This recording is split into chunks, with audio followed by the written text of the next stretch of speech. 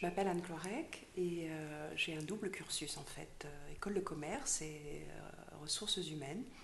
Et je travaille dans le domaine du marketing depuis le début de ma carrière, mais maintenant j'axe plus mes interventions sur la gestion de projet et ce au niveau international. Alors cette évolution de carrière m'a permis de fréquenter des populations ô combien intéressantes et riches que sont des gens de marketing, mais aussi des gens du design et des ingénieurs.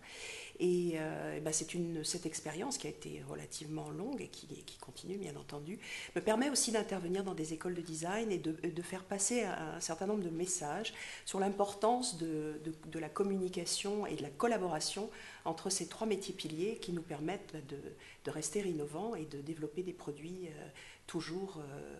qui correspondent toujours aux attentes des consommateurs. La vraie problématique finalement, elle se situe au niveau de la communication entre ces trois métiers qui concourent à la création industrielle ou à la création de services qui sont le marketing, le design et l'ingénierie. Une chose qui est inimaginable à observer, c'est la difficulté de communication entre ces trois métiers.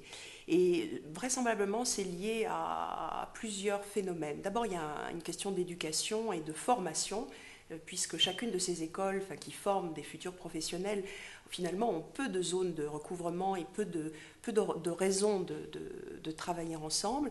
Et ça, c'est le premier problème, c'est le manque de compréhension. Aussi parce que ce sont des métiers qui utilisent des langages différents. Le langage de l'ingénieur s'exprime à travers les chiffres, évidemment, mais aussi des 3D, alors que le designer, lui également, est capable de le comprendre, cet ingénieur, tandis que le marketeur, lui, s'exprime avec des mots, toujours évidemment des mots et des expressions et aussi des briefs, mais parfois il y a une vraie difficulté à faire comprendre son brief à un designer et à se faire comprendre du designer. Ça, je parle pour le marketeur, tandis que le designer, lui, souvent, finalement, nous dit « je suis relativement frustré des pauvres demandes qui me sont faites alors qu'on pourrait aller beaucoup plus loin ». À Strat, justement, ce qui est intéressant, c'est qu'on a vraiment une démarche conjointe et on organise beaucoup de groupes de travail sur justement ce besoin de collaboration, ce phénomène de collaboration. Par exemple, les cours de marketing qu'on fait dans une école de design sont réellement axés sur le développement de produits et sur l'intérêt de la collaboration. Et comment, finalement, apprendre à travailler entre marketing, designer et ingénieur.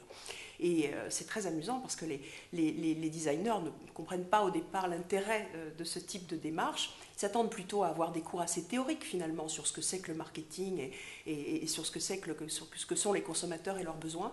Et finalement, lorsqu'on commence à travailler sur ces relations de collaboration, on se rend compte qu'il y a beaucoup d'incompréhension et beaucoup de choses finalement à mettre à plat. Et ça nous permet finalement d'améliorer les projets, la gestion des projets, parce que on communique mieux, on se comprend mieux, on s'écoute mieux aussi, vraisemblablement, et on apprend petit à petit le langage de l'autre. Et ça, c'est quelque chose qu'on voit tous les jours.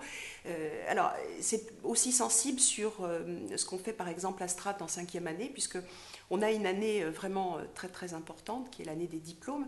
Et dans cette année-là, on a décidé depuis des années de vraiment brosser l'ensemble, travailler sur l'ensemble d'un développement produit, de l'idée, qui est vraiment, au départ, qui peut venir du marketing, mais pas seulement, puisque les idées, les innovations viennent autant de l'ingénierie que du design que du marketing, mais du moins de partir sur une idée qui a du sens et de conduire un process de développement produit complet, quasiment jusqu'à la maquette finale, qui permet à l'étudiant justement de se confronter à ces différents métiers au fur et à mesure de leur développement produit. En fait, dans chaque acte de création, on a la contribution de ces trois métiers à la fois. Alors lorsqu'on a compris cette chose-là, effectivement, on peut démarrer dans la vie, on peut monter un projet d'entrepreneuriat en ayant conscience de ça et donc en apportant une réelle plus-value à son client, parce qu'on a compris qu'en fait, il n'y a pas un langage, deux langages, trois langages séparés, mais qu'en faisant la connexion entre ces trois-là, on peut faire des propositions à valeur ajoutée et donc on est capable, qu'on soit jeune ou moins jeune,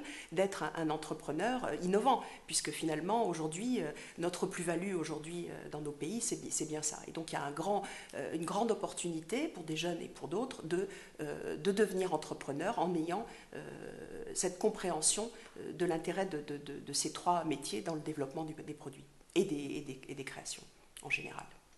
Le mot, eh bien sûr, c'est la façon dont on va communiquer, la façon dont on va présenter le projet, le produit auprès du consommateur, la façon dont on va le séduire, la façon dont on va le fidéliser. L'image, ben, c'est tout l'environnement médiatique et tout l'environnement sur la marque et sur la traduction des bénéfices du produit à travers des signes. Et puis la réalisation technique, bah, c'est ce qui fait que sans elle, en fait, on ne peut rien créer, on ne peut rien faire. Donc c'est la garantie qu'apporte l'ingénieur lorsqu'il est capable de fiabiliser un dessin et qu'il est capable de prouver que techniquement le produit est fiable. Donc ces trois métiers-là sont réellement essentiels. La difficulté aussi, je dirais, il ne faut jamais être seul dans ce processus de création. Donc autant pour des jeunes que pour d'autres, le réseau est quelque chose de très important. Donc le fait que de plus en plus on mette en connexion des écoles de nature différentes et complémentaires, comme des écoles de commerce, des écoles d'ingénieurs, des écoles de design, permettent d'enrichir et de développer ce réseau. Et c'est vraiment là-dessus que nos jeunes entrepreneurs, que nos nouveaux entrepreneurs doivent se baser, tabler pour pouvoir se développer. Si j'avais un message à transmettre à ces entrepreneurs, je dirais que dans tous les moments du quotidien, absolument tout le temps, il faut être les trois, c'est-à-dire qu'il faut être marketeur, c'est-à-dire capable de comprendre des besoins, capable de les traduire, capable de les exploiter, évidemment, mais aussi il faut être le designer, celui qui va rester à l'écoute des tendances, qui va regarder autour de soi, qui va être capable de formaliser et de développer des pistes créatives. Et puis aussi, il faut être aussi un peu ingénieur au quotidien, c'est-à-dire qu'il faut, pas qu'un peu, il faut être sûr, bien sûr, que ce qu'on va pouvoir proposer va fonctionner et va être efficace. Donc voilà, c'est le message. Ces trois métiers-là, on les a tous en nous. Il suffit de s'approcher un petit peu des autres et puis d'essayer de comprendre un petit peu mieux et les choses se font pour le bien fondé des développements de produits. Voilà. En ce qui concerne en tout cas le travail au quotidien, celui que je fais et celui que nous faisons avec nos équipes, c'est de cette façon-là qu'on essaye de travailler et de s'améliorer, c'est-à-dire en ayant des chefs de projet d'horizons différents, parfois marketeurs, parfois ingénieurs, parfois designers, de façon à ce qu'il y ait vraiment de plus en plus de liens, de communication entre des équipes de développement produit.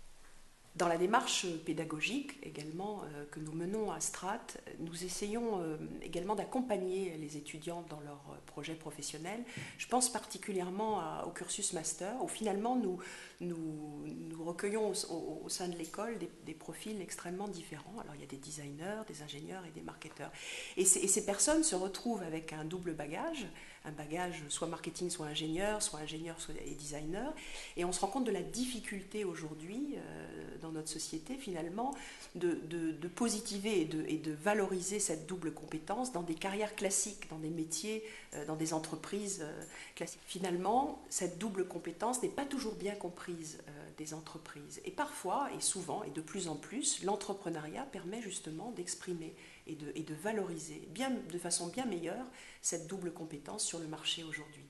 Et évidemment, c'est bien plus favorable à l'épanouissement et des clients, mais aussi de ceux qui sont offreurs de services et donc de nos entrepreneurs. Donc c'est une très bonne chose.